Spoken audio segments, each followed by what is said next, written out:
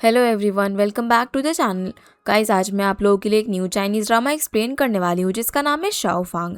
Episode की शुरुआत होती है हमारी फीमेल लीड फांग से, जो कि अपने विलेज की पब्लिक अनाउंसमेंट स्टेज में जाकर विलेज के लोगों के लिए माइक पर एक अनाउंसमेंट करती है कि वो फेंग है और उसे पता है कि उसकी प्रेगनेंसी को लेकर विलेजर्स गॉसिप कर रहे हैं, इसीलिए वो खुद ही सभी को अपने बारे में बताने के लिए आई है। हाँ, वो शादी से पहले ही प्रेग्नेंट हो चुकी है, उसके बच्चे का बाप श्याओ है, पर अब वो उससे शादी नहीं करने वाली, वो इस बच्चे को अकेले ही पालेगी। फांग का ये अनाउंसमेंट सुनकर सभी विलेजर्स शॉक रह जाते हैं। शाओ तो वहाँ पर पहुंचकर उससे अपना डिसीजन बदलने को कहता है। अगर फांग उससे शादी नहीं करेगी तो इस प्रेगनेंसी के साथ उसे अपनाएगा कौन। ये सुनकर फांग अपनी तरफ से और अपने होने वाले बच्चे की तरफ से शाओ को पंच मारकर वहाँ से चली जाती है। वैसे हमेशा की तरह उनके बीच ये नफरत नहीं थी। कुछ महीने पहले दोनों एक दूसरे से बहुत प्यार करते थे। दोनों अपने विलेज से दूर एक ही कॉलेज में पढ़ते थे और वहाँ पर दोनों को एक दूसरे से प्यार हुआ। इस बीच फांग प्रेग्नेंट हो गई। हालांकि दोनों इस बच्चे को गिराने की जगह उसकी जिम्मेदारी लेने का डिसाइड करते हैं और शादी करने के लिए अपने घर वापस आने लगते हैं। इस दौरान रास्ते में दोनों अपनी अपनी फैमिलीज की बातें शेयर कर रहे थे। वैसे दोनों चाइल्डहुड से नेबर्स थे, लेकिन उनकी फैमिली एक दूसरे की दुश्मन थी। फांग के फादर हुआ और श्याओ के फादर याओ एक दूसरे से लड़ने का एक भी मौका नहीं छोड़ते थे। कभी कभी तो हु याओ का लाइव स्ट्रीम भी खराब करने के लिए आ जाता है।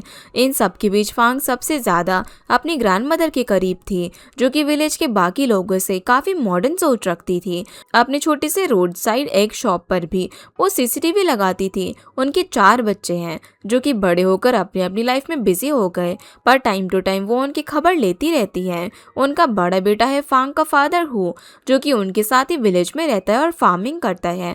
फिर उनकी बड़ी बेटी यान, जो कि सिटी में रहती है, और कुछ ही दिनों में उनका अपने बॉयफ्रेंड चेंग के साथ मालदीव्स जाने का प्लान था। पर आज उनका बॉयफ्रेंड चेंग अपनी एक्स वाइफ की खबर लेने के लिए हॉस्पिटल गया है, जिसकी अभी अभी सर्जरी हुई है। इस बात का पता चलते ही यान भी उसे देखने के लिए चली गई, पर वहाँ पर चेंग की एक्स वाइफ और उसकी गर्लफ्रेंड यान एक दूसरे के सामने ऐसा प्रिटेंड करती हैं जैसे कि चेंग उनसे ज़्यादा करीब है। वैसे भी चेंग और उसकी एक्स वाइफ को करीब देखकर यान बहुत ही गुस्से में थी। ऊपर से अपनी एक्स वाइफ का ध्यान रखने के लिए चेंग ने उनका मालदीव ट्रिप कैंसिल कर दिया था, जो बात यान को बहुत ही बुरी लगती है। फिर आती है ग्रैंड मदर की छोटी बेटी फान, जिसकी शादी सिटी में हुई है और उसका एक बेटा भी है। वैसे घर वाले और विलेजर सोचते हैं कि फान बहुत रिच है, लेकिन रियलिटी बहुत ही अलग थी। फान और उसके हस्बैंड पर बहुत सारा कर्ज था। वो लोग जहाँ भी निकलते थे वहाँ पर लोन वाले उन्हें पकड़कर पैसे मांगने लगते थे। बस किसी तरीके से वो लोग अपनी लाइफ काट रहे थे। फिर बात आती है ग्रैंड मदर के छोटे बेटे जू की, जो कि एक बड़ी कंपनी में छोटी सी जॉब करता है और प्रमोशन पाने के लिए वो अपने बॉस की गुलामी करता रहता है, जिस बात की उसे ज़रा भी शर्म नहीं है। पर एक दिन किसी बात पर गुस्सा होकर जू को उसका बॉस जॉब से निकाल देता है। यही सब बातें करते करते फांग और शाओ अपने विलेज के बस स्टॉप तक पहुंचते हैं, जहाँ पर उन दोनों के फादर्स उन्हें पिक करने के लिए आए हुए थे। पर दोनों के फादर उन्हें एक दूसरे से अलग करके अपने साथ ले जाते हैं। वो दोनों ही अपने बच्चों को एक दूसरे से अलग रहने को बोलते हैं। दोनों फैमिली एक दूसरे से कोई रिश्ता जोड़ना नहीं चाहती थी, पर तभी फांग और शाओ अपने फादर्स को अपने रिश्ते और प्रेगनेंसी की बात कह देते हैं, जो सुनकर दोनों शौक रह जाते हैं। शाओ के फादर याओ तो उसे रास्ते में ही मारने लग जाते हैं और फांग की डैड हु कुछ बोलने की हालत में ही नहीं थे। फिर भी वो अपनी बेटी फांग को घर पर लेकर आते हैं। वैसे फांग की प्रेगनेंसी को उसकी ग्रैंड मदर बहुत ही नॉर्मली लेती है और अपने तीनों बच्चों को फांग की प्रेगनेंसी की खबर देकर घर बुलाती है। उन तीनों की लाइफ में भले ही कितनी भी प्रॉब्लम्स हो, पर फांग उनके लिए उनकी बेटी जैसी थी, इसीलिए उसकी प्रेगनेंसी की खबर मिलते ही तीनों अपनी प्रॉब्लम साइडलाइन करके घर आने लग जाते हैं। वहीं फांग के फादर को समझ नहीं आ रहा था कि वो अपनी बेटी को लोगों की गॉसिप और बदनामी से कैसे बचाए। उनके दुश्मन के बेटे शाओ से शादी करवाने पर उनकी बेटी की बदनामी नहीं होगी, लेकिन जो फैमिली उन्हें पसंद ही नहीं है वहाँ पर अपनी बेटी की शादी वो कैसे करा दे। इसी टेंशन में शाओ की फैमिली भी थी। उनके बेटे ने एक लड़की को प्रेग्नेंट कर दिया था, वो भी उसके दुश्मन की बेटी को। इसी वजह से वो कभी भी उन्हें मार सकता है और शाओ को तो बस एक ही टेंशन थी कि वो फांग के फादर से शादी की बात कैसे करें। इन सब के बावजूद फांग और शाओ का प्यार कम नहीं हुआ था। फांग रात को चुपके से शाओ से मिलने जाने वाली थी, पर उसके फादर उसे जाने नहीं देते। हालांकि कुछ देर बाद शाओ खुद चुपके से उससे मिलने के लिए आ जाता है, लेकिन इस बार फांग के फादर उसे डराकर भगा देते हैं, जिस बात पर फांग थोड़ी सी उन पर गुस्सा होती है। अब अगले दिन फांग की दोनों आंटी और उसके अंकल घर पर आते हैं और फांग की प्रेगनेंसी को लेकर डिस्कशन करते हैं। उस टाइम पर फांग घर पर नहीं थी, वो अपनी दोनों फ्रेंड्स के साथ फॉरेस्ट में हर्ब्स लेने के लिए गई हुई थी। इधर घर पर फांग की आंटी यान और फैन चाहती थी कि फांग इस प्रेगनेंसी को कंटिन्यू ना करे, और अगर करना है तो शाओ को बच्चे की जिम्मेदारी लेनी होगी। फांग अकेले बच्चे को नहीं संभाल पाएगी। यही बात करने के लिए यान तुरंत शाओ की माँ से मिलने के लिए जाती है, पर वो यान को इग्नोर करके घर के अंदर चली जाती है। उसी टाइम वहाँ पर शाओ विलेजर्स के गॉसिप से परेशान होकर घर पर आ रहा था, जिसे देखकर यान रोक लेती है, पर उसकी मॉम उसे घर के अंदर आने को बोलती है। अब फांग की भी पूरी फैमिली वहाँ पर आ जाती है, जिनके बीच बहुत बड़ा आर्ग्यूमेंट होता है। किसी को भी बात क्लियरली करने का मौका ही नहीं मिलता और बात इतने बिगड़ जाती है कि शाओ वहाँ से भागने लगता है। तब फांग की दोनों आंटी उसका पीछा करती हैं। तभी उन्हें फॉरेस्ट से फांग की आवाज़ सुनाई देती है, जो कि चिल्लाकर सभी को बोल रही थी कि उसे और शाओ को इस अनवांटेड प्रेगनेंसी की कोई भी शर्म नहीं है। उन्होंने कोई गलत काम नहीं किया है, सिर्फ एक दूसरे से प्यार किया है। उस टाइम पर फॉरेस्ट में कुछ लेडीज फांग को उसकी शादी से पहले हुई प्रेगनेंसी को लेकर उसे शेम कर रही थी। तब फांग इसी तरह उन्हें जवाब दे रही थी और उसकी ये हिम्मत देखकर उसकी ग्रैंडमदर उस पर बहुत ही प्राउड थी, भले ही बाकी लोगों के लिए ऐसी बातें ओपनली बोलना थोड़ा सा अजीब हो। अब इतने बड़े हंगामे के बाद भी फांग की पूरी फैमिली एक साथ लंच प्रिपेयर कर रही थी। सभी एक दूसरे की पसंद का कोई ना कोई खाना बना रहे थे।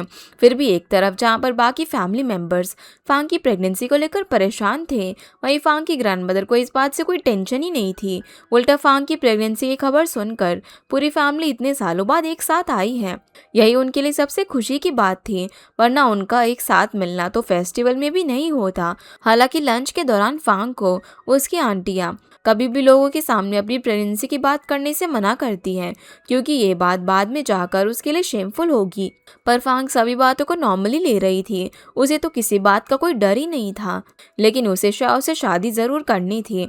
उनके बीच हो रही बातें बिगड़ ना जाए, इसीलिए फांग के फादर हुआ और उसके ग्रैंड मदर खाने के दौरान ये बात करने को मना करते हैं।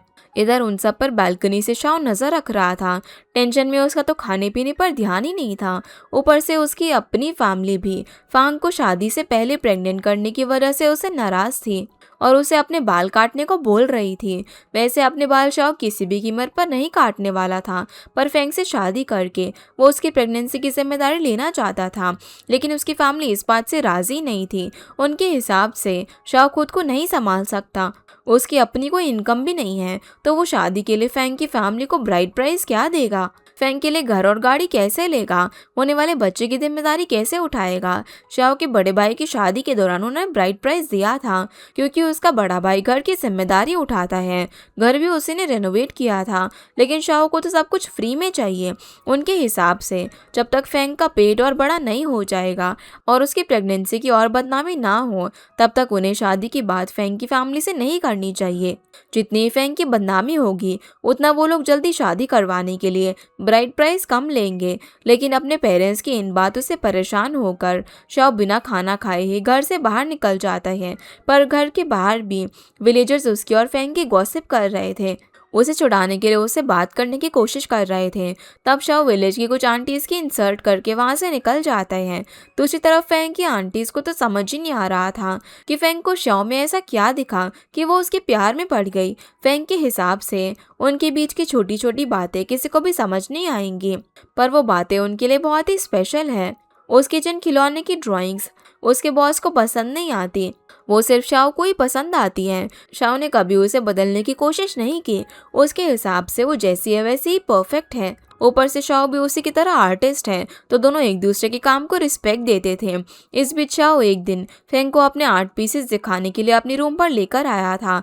उसने कुछ फेमस पेंटिंग की फैंग के लिए कॉपीज बनाई थी। और उन आर्ट पीसेस को दिखाकर शाओ ने उसे प्रपोज किया था। फेंग ने तुरंत उसका प्रपोजल एक्सेप्ट कर लिया और दोनों अपनी स्टडी खत्म करके शादी करने का डिसाइड करते हैं। फिर जब दोनों अपनी टाइटैनिक मूवी एंजॉय करने लगते हैं तब फेंग शाओ के साथ टाइटैनिक मूवी की पेंटिंग वाला सीन रिक्रिएट करती है। वो टाइटैनिक मूवी की रोज की तरह नेकेड होकर सोफे पर सो जाती है और शाओ जैक की तरह उसे पोजेस के लिए डायरेक्शन दे रहा था। इन सब के बीच दोनों एक दूसरे के करीब आकर इंटीमेट हो जाते हैं, जिसके बाद फेंग प्रेग्नेंट हो जाती है। फेंग की ये लव स्टोरी सुनकर उसकी आंटी शॉक रह जाती है, पर उसकी आंटी फांग के हिसाब से अगर फेंग को शाओ से जल्दी शादी करनी है तो उसे अपनी आंटी यान की तरह इमोशनल ब्लैकमेल करना सीखना होगा। अब यान उसे बताती है कि वो भी 20 साल की एज में शादी से पहले अपने बॉयफ्रेंड से प्रेग्नेंट हो गई थी। ऊपर से शेंग की मॉम उसे शादी नहीं करने दे रही थी।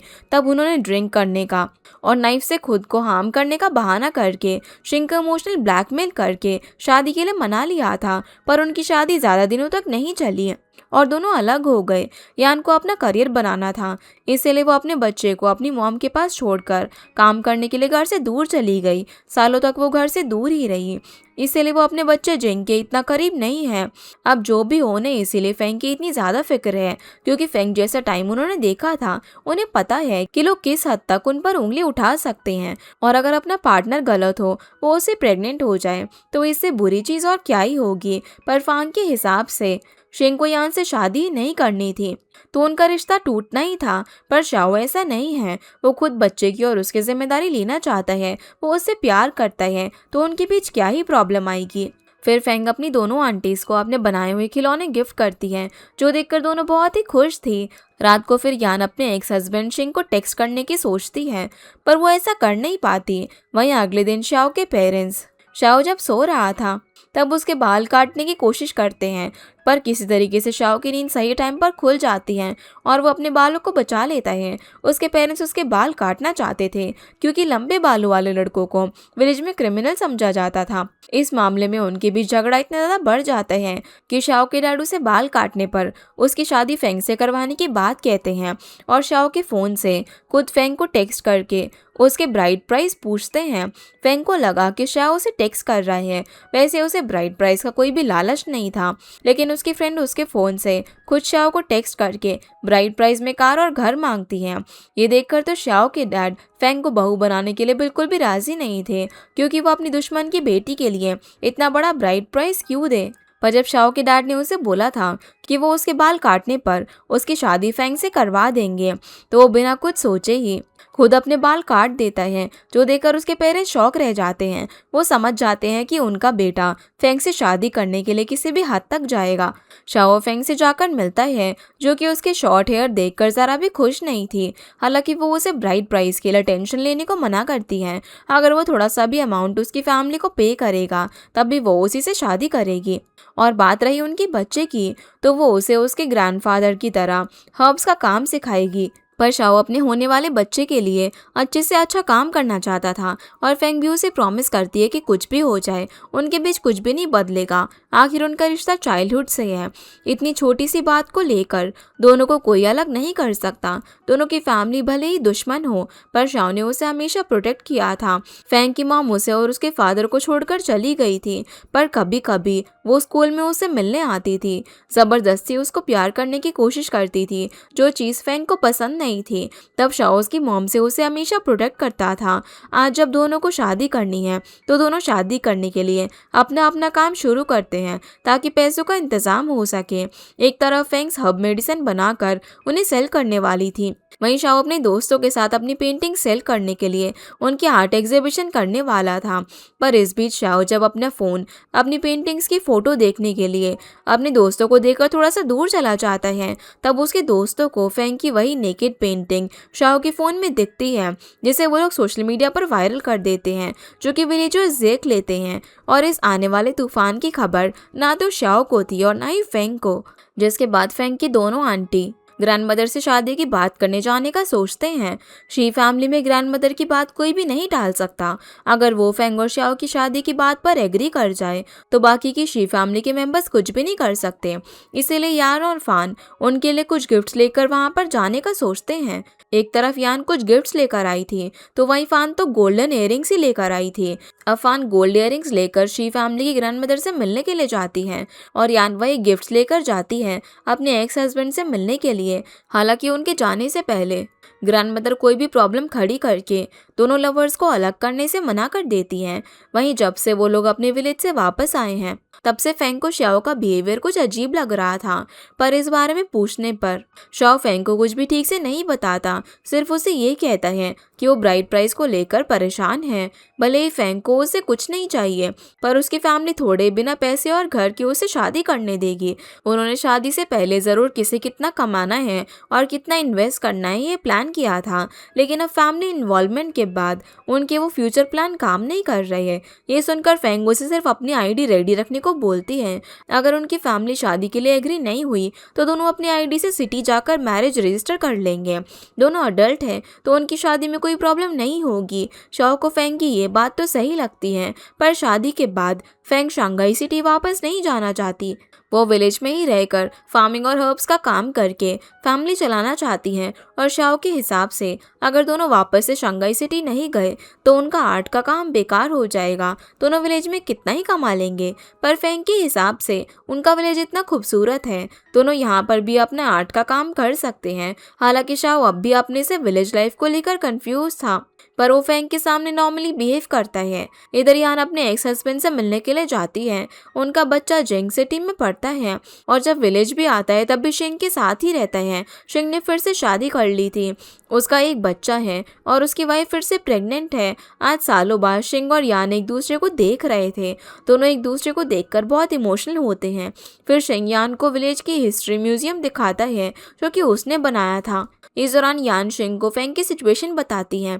वहीं फान शाओ की ग्रैंडमदर को गोल्ड इयररिंग्स देकर उन्हें शाओ और फेंग की शादी के लिए मनाने की कोशिश कर रही थी। तभी वहां पर शाओ की भाभी हाइयुन आती है जो कि पहले तो शी फैमिली की तरफ से बच्चे की जिम्मेदारी लेने को राजी होती है, लेकिन ब्राइड प्राइज यांग फैमिली के हिसाब से देने को वो राजी नहीं थे और यांग फैमिली की तरफ से आई फान के हिसाब से ब्राइड प्राइज फांग का हक है। वो पैसे घर और कार उनके बच्चे के लिए काम में आएगा। इन्हीं बातों को लेकर दोनों के बीच बड़ी आर्ग्यूमेंट होती है और जब हाइयुन विलेज में फांग की वायरल हुई नेकेड आर्ट की बात बताती है तब तो उनके बीच का झगड़ा शी फैमिली की ग्रैंडमदर भी संभाल नहीं पाती।